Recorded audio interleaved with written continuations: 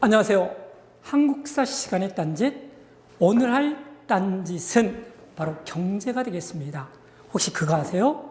1954년 이후 2020년까지 67년 동안 한국 경제가 뒷걸음질 친 거, 이른바 마이너스 성장을 한 거는 몇 번일까요? 예, 답은 단 3회가 되겠습니다.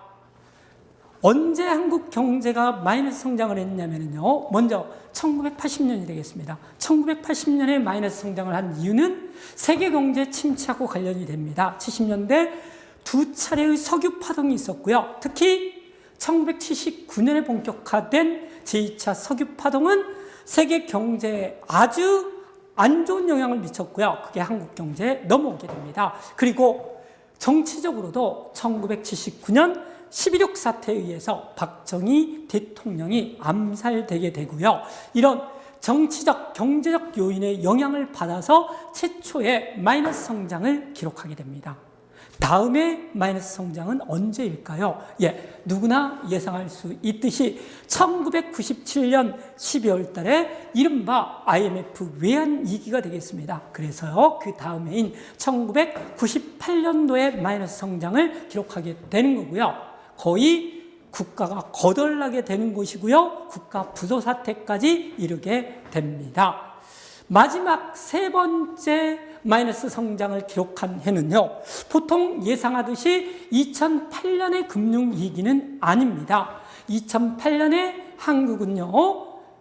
플러스 0.8%의 성장을 기록했습니다. 그렇다면 마이너스 성장을 한 마지막 해는 언제일까요? 바로 2020년 코로나 원년이 되겠습니다.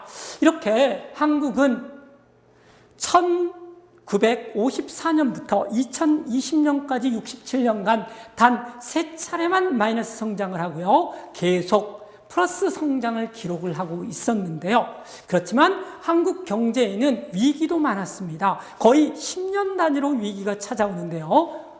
살펴보면요. 1950년에서부터 53년까지 3년 동안 한국 전쟁이 있었고요. 그 잿더미 속에서 한국 경제가 그나마 명맥을 유지할 수 있었던 것은 미국의 막대한 원조 때문입니다. 미국은 남한을 세계 방공 기지로 삼기 위해서 한국을 원조를 했었던 것이고요. 그렇지만 1958년부터 원조가 감소를 하면서 한국 경제는 50년대 말에 위기에 처하게 됩니다. 1960년대는요, 이제 원조가 아닌 차관을 들여오게 되는데요. 돈을 꼬은다는 뜻입니다. 이것들에 의해서 수출 주도의 경공을 발전시킵니다. 그렇지만 이것도 오래가지 못하는데요.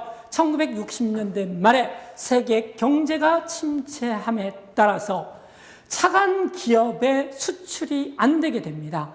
따라서 차관 기업들이 위기에 처하게 되는 것들이고요. 그래서 1970년대에는 이제 한국 경제의 체질 전환을 시도하게 됩니다.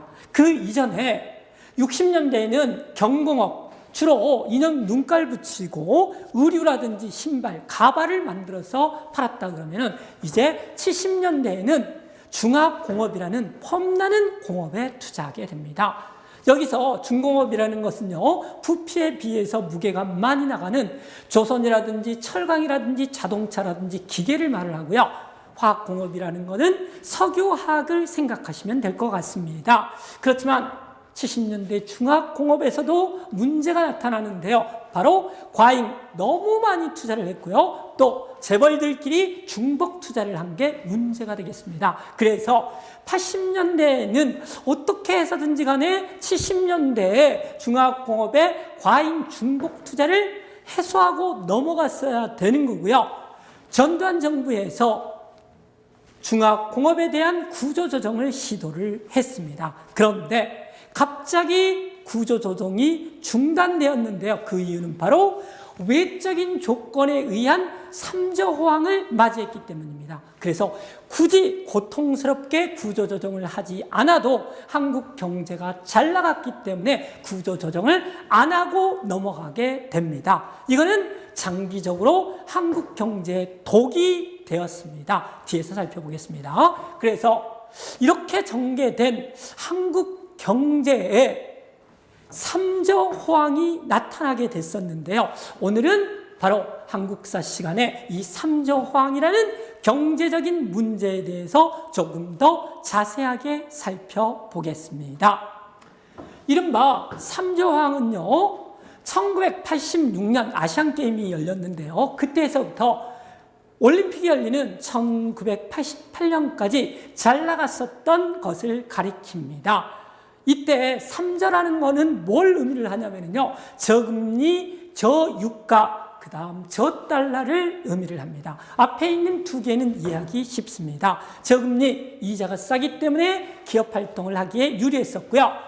70년대 내내 세계 경제를 괴롭혔었던 석유 가격이 떨어져서 이제 비용을 절약할 수 있었습니다. 따라서 한국 경제가 저금리라든지 저유가에 의해서 잘 나갔다는 것은 아주 이해하기 쉽습니다. 그런데 저달러라는 것은 이해하기가 만만치 않습니다.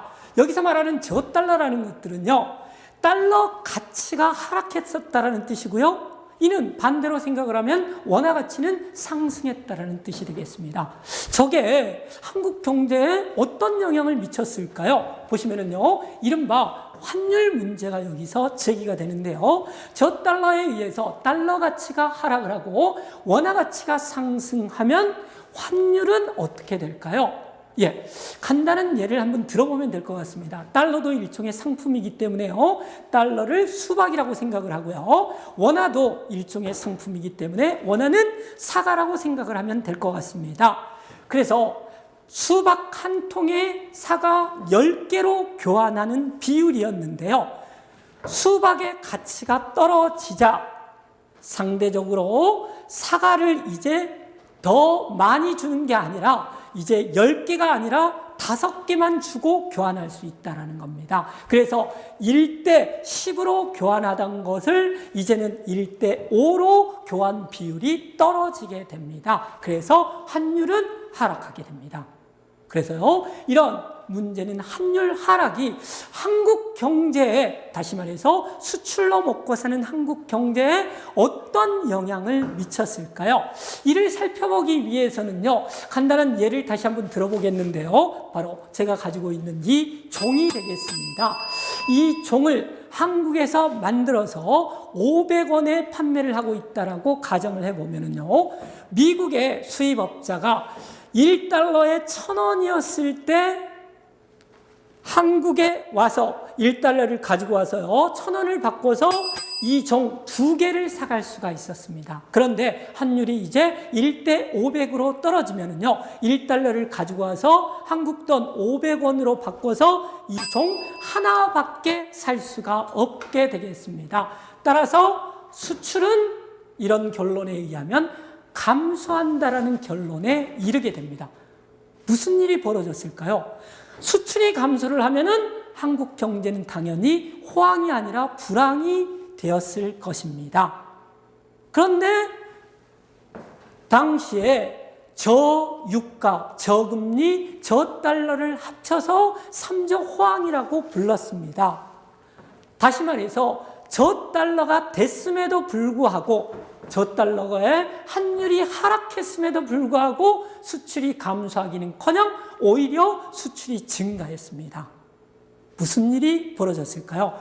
저달러에 의해서 환율이 하락을 하고 수출이 감소하기 위해서는요, 이런 경제 원리가 현실에서 나타나기 위해서는 다른 조건들이 일정해야만 합니다. 그런데 당시에 조건이 변했습니다. 어떤 조건이 변했냐면요, 가장 중요한 것이 당시에 조선이라든지 철강이라든지 자동차에서 수출 경쟁 상대국이었었던 일본의 엔화 가치가 변동했기 때문입니다. 무엇 때문에 변동을 했냐면요, 이른바 1985년 프라자 합의 때문입니다. 1985년에 선진 5개국의 재무장관들이 미국 뉴욕에 있는 프라자 호텔에 모여서 일정한 경제적인 합의를 하게 됩니다. 그런데 실상은 말이 합의지 미국이 일방적으로 일본을 굴복시킨 사건이 되겠습니다. 그 내용은 뭐냐면요, 미국이 이렇게 일본에게 강요를 합니다. 일본 너희 너무 지금 경제 잘 나가고 있지? 조금 양보해야 되겠어. 어떻게 양보를 하는데, 달러의 가치를 조금 낮출 테니까 상대적으로 엔화의 가치를 조금 높여. 그러면은 너희 일본의 수출이 조금 줄어들겠지. 반대로 우리 미국의 수출은 조금 늘어날 거야. 이렇게 해야지만이 세계 경제가 안정이 되고 장기적으로 너희에게도 도움이 될 거야 라고 속보이는 강요를 합니다.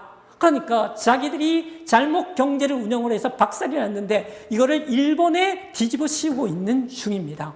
그렇다고 그러면 당연히 일본이 싫어 라고 이야기를 하면 되잖아요. 그런데 일본은 싫어라는 말을 할 수가 없었습니다. 왜냐하면 1945년 이후에 일본의 국방을 미군이 거의 전적으로 담당하고 있었기 때문입니다. 그래서요, 좋은 점이 있었죠.